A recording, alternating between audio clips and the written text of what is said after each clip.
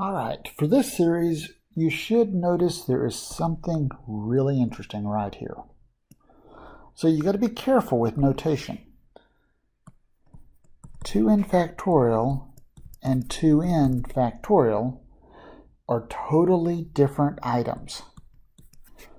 In the first one, only the n is a factorial, so this is really 2 times n factorial. The second one doubles the n value and then takes a factorial. So you got to be careful on how things work, or else you can get yourself into some trouble. So we look at this and say, okay, our a sub n, that's n plus 1 cubed over the quantity 2n factorial. A sub n plus 1, I replace the n plus 1, so that's going to give me an n plus 2 on the top, over 2 n plus 1 factorial, or in other words, n plus 2 cubed over 2n plus 2 quantity factorial.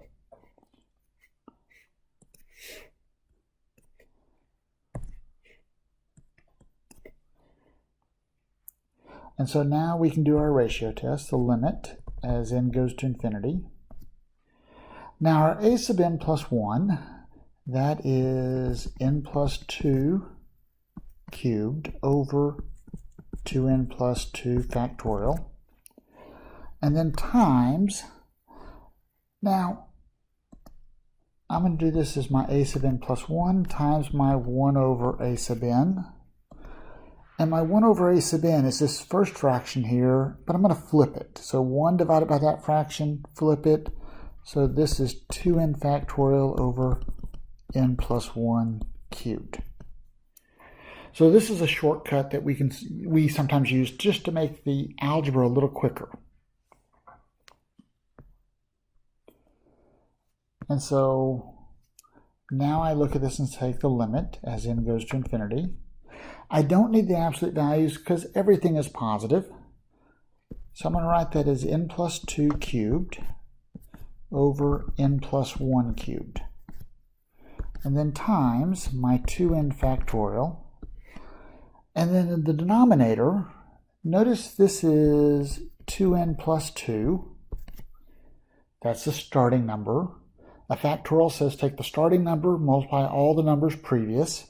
So this is going to be times 2n plus 1. That's the number right in front of that. I go down one more number, that's 2n. But I recognize the 2n on the bottom and the 2n on top, so I'll stop here, which means I put a factorial on it. And so at this stage, I look and say, okay, that factorial and that factorial will cancel.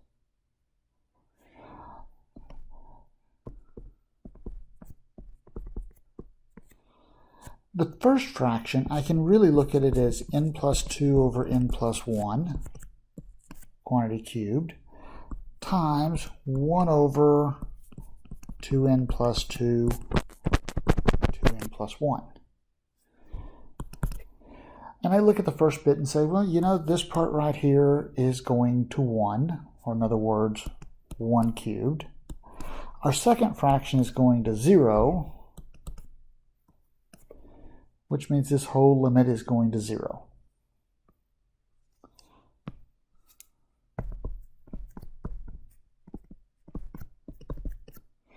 The series is absolutely convergent.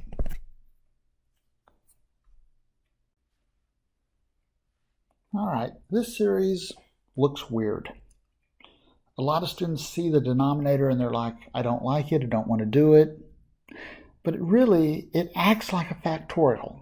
7 times 12 times 17 times ... Follow the pattern all the way up to 5n plus 2. So when n is 1, 5n plus 2 is 7, so it says starts at 7, ends at 7. When n is 2, 5 times 2 is 10 plus 2 is 12, so it'd be 7 times 12. When n is 3, you'll get 7 times 12 times 17. When n is 4, 7, 12, 17, 4 times 5 is 20 plus 2, 22 would be the next term. So it acts like a factorial, but unfortunately it's not a factorial because it skips numbers. Factorials don't. But we can do this problem the same way. So we start off a sub n. So this is minus 1 to the n, 4 to the n factorial. And the denominator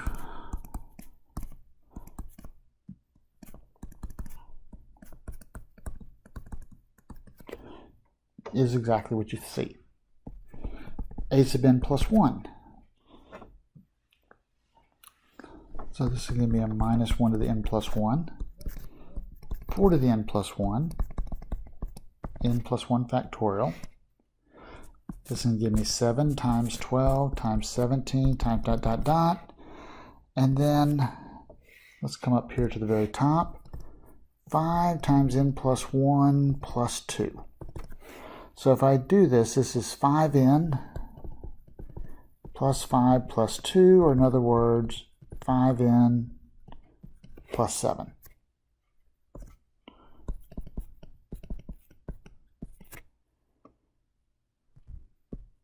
But I left off a big gap right here, and I did it for a reason.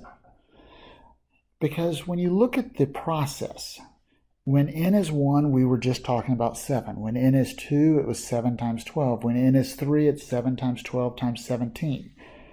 So as you increase n, it just adds one other term. It keeps using all of the previous terms.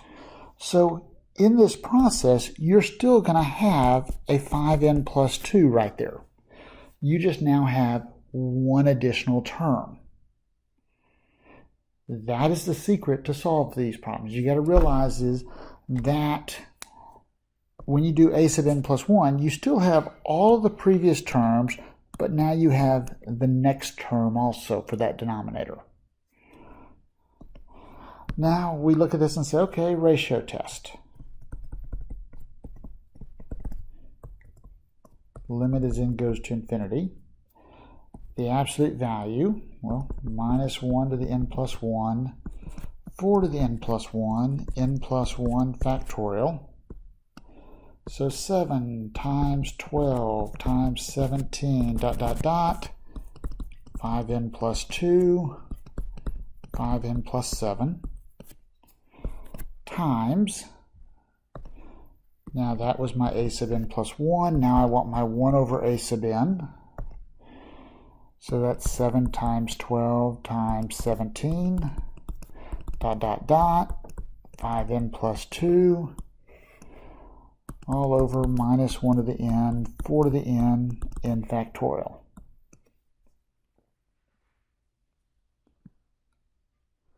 This one is tedious to write, but once you get it figured out, it's not that bad. Now let's do some quick cancellation. I see that I have a 7, 12, 17 to 5n plus 2 on the top, and I got it on the bottom. I also see that the absolute values are going to get rid of the minus 1 to the power.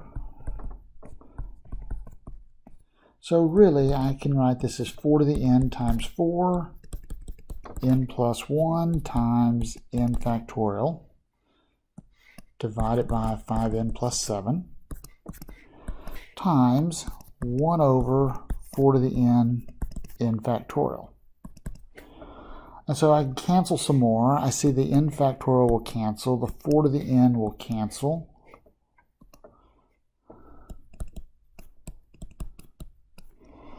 And so I get 4n plus 4 on the top, I get 5n plus 7 on the denominator.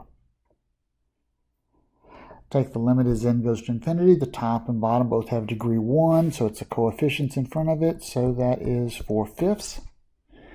Now, is this limit less than 1? The answer is yes. The series will converge by the ratio test.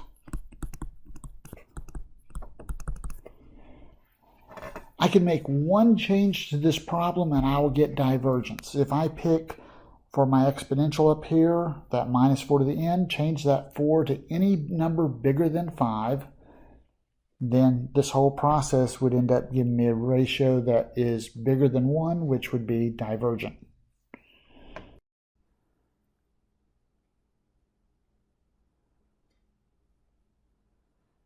So our next series is one that's terms are defined in a recursive pattern. So the individual terms, they start off at 1, and then they have this nice, lovely formula that generate all the remaining terms. And we want to figure out if this series converges or diverges. One of the big things to recognize in this problem is when you look at your definition of a sub n plus 1, you can look at it and say that it's really something times a sub n. And if it has that characteristic, then the ratio test will work on it. Because the limit as n goes to infinity of the absolute value of a sub n plus 1 over a sub n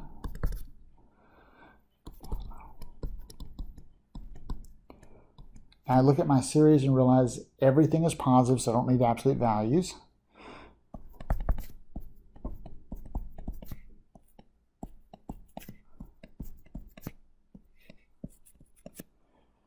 So I get 2 plus cosine n over root n times my a sub n divided by a sub n.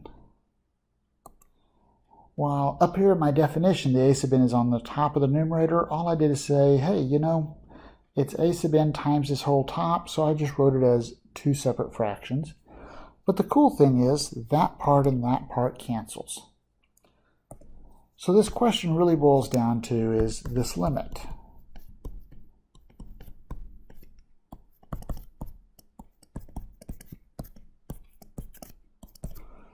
Well, as n goes to infinity, root n is going to go to infinity.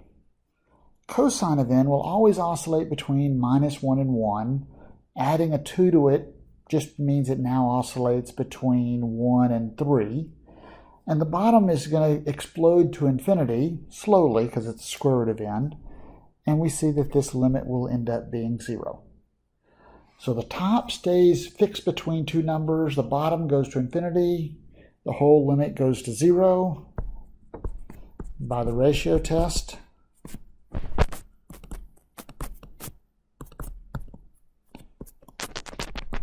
The series is absolutely convergent.